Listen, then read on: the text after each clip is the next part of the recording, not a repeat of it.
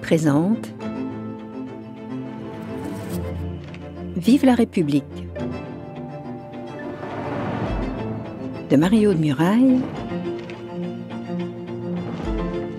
lu par l'auteur.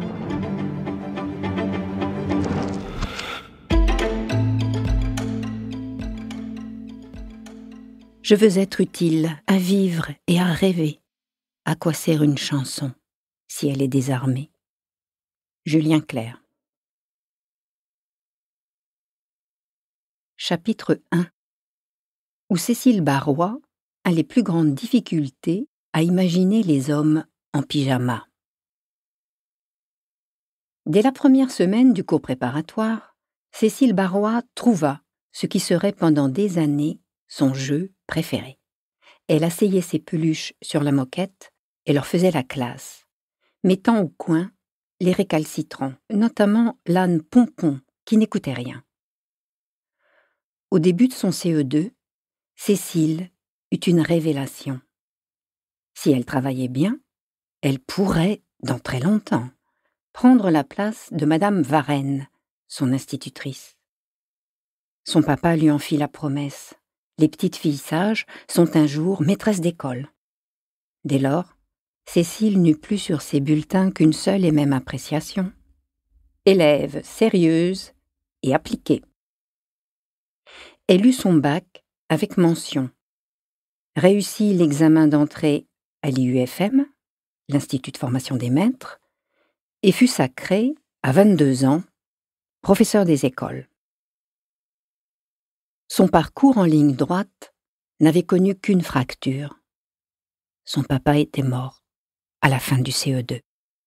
« Je ne vois pas du tout où elle est, cette école Louis Guillou », dit Madame Barrois à sa fille ce matin-là. « Rue Paul Bert », répondit Cécile. « Tu vas trouver ? » ?»« Oui. »« Tu ne veux pas que je t'accompagne ? » ?»« Non. » Cécile s'approcha du grand miroir du salon, des lèvres pâles et des yeux d'un marron sans éclat. Même quand on la regardait, on ne la voyait pas. Elle était quelconque. Elle se sourit avec effort. « Bon, j'y vais. Ne te laisse pas impressionner. Un directeur d'école, ce n'est qu'un homme. Ton papa te dirait, imagine-le quand il se met en pyjama. » Cécile haussa les sourcils de surprise devant ce conseil posthume. « Je vais être en retard, maman. » Elle l'embrassa vite fait, puis se sauva dans la rue. Au bout de quelques pas, elle se rendit compte que ses jambes flageolaient. Elle essaya de se raisonner.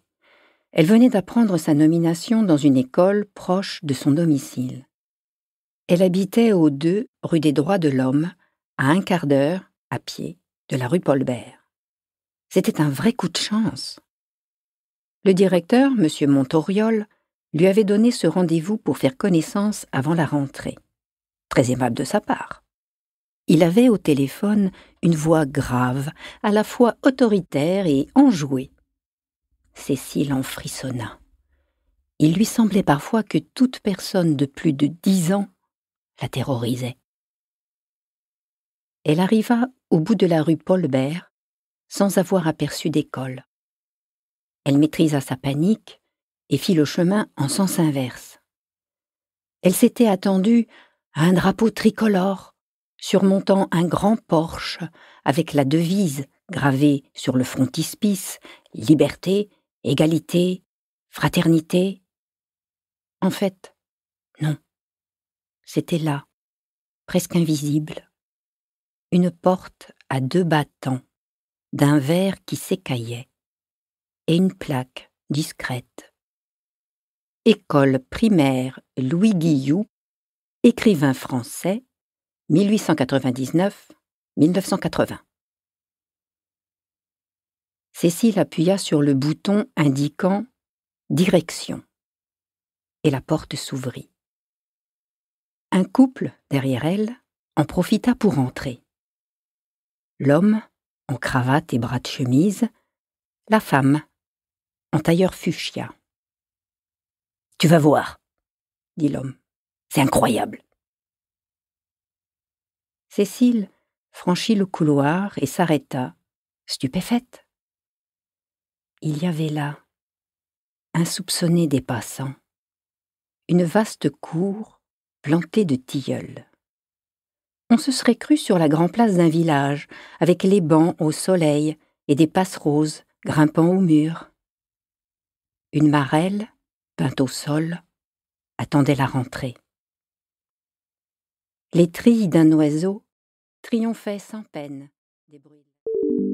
Nous espérons que vous avez apprécié cet aperçu. Pour continuer à écouter ce livre audio sur Google Play Livres, utilisez le lien dans la description de la vidéo.